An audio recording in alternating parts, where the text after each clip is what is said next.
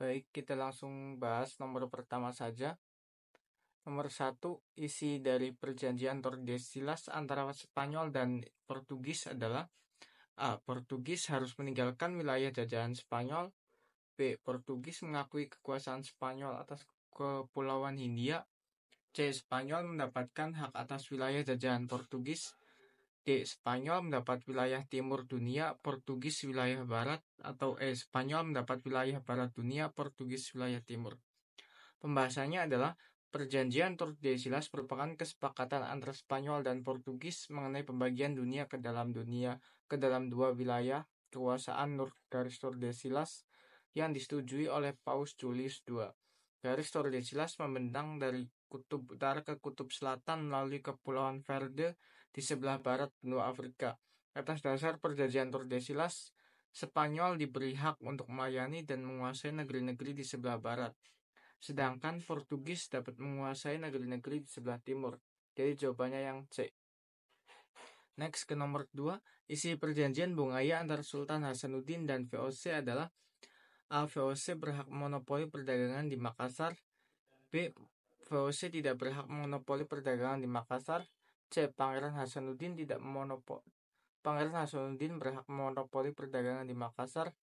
D. Pangeran Hasanuddin berhak monopoli perdagangan di Maluku. Atau E. VOC berhak monopoli perdagangan di Maluku. Pembahasannya adalah isi perjanjian Bongaya ada 4, yakni yang pertama VOC memperoleh hak monopoli dagang di Makassar. Yang kedua, Belanda dapat mendirikan benteng di pusat kerajaan Makassar yang diberi nama Benteng Rotterdam. Yang ketiga, Makassar harus melepaskan daerah kekuasaannya seperti Bone dan pulau-pulau di luar wilayah Makassar. Dan yang keempat, Arupalaka diakui sebagai Raja Bone. Jadi jawabannya yang A. Next, nomor 3, tonggak sejarah yang menandai lahirnya Orde Baru adalah A. Diumumkannya Dekret Presiden 5 Juli 59. B. Adanya pemberontakan PKI 30 September 1965. C. Adanya tertutur oleh mahasiswa KAMI dan KAPI tahun 1966.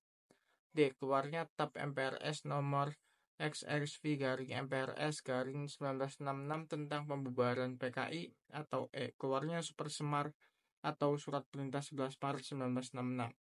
Pembahasannya adalah keluarnya Supersemar merupakan tonggak sejarah mulainya Orde Baru.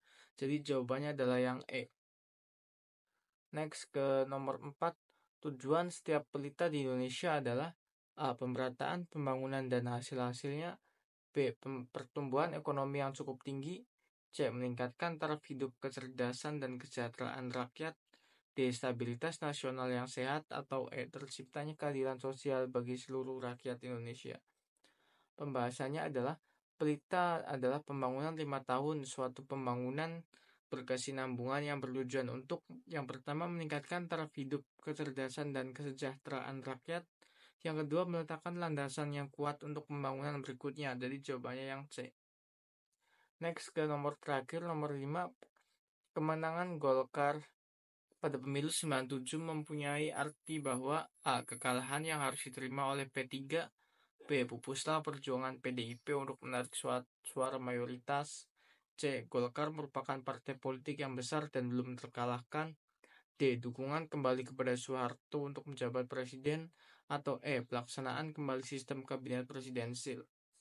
Pembahasannya adalah pemilu 1997 dimenangkan oleh Golkar yang berarti dukungan kembali kepada Soeharto untuk menjabat presiden dalam sidang MPR 1998. Jadi jawabannya yang D. Sekian pembahasan 5 soal TWK, kurang lebihnya mohon maaf. Terima kasih.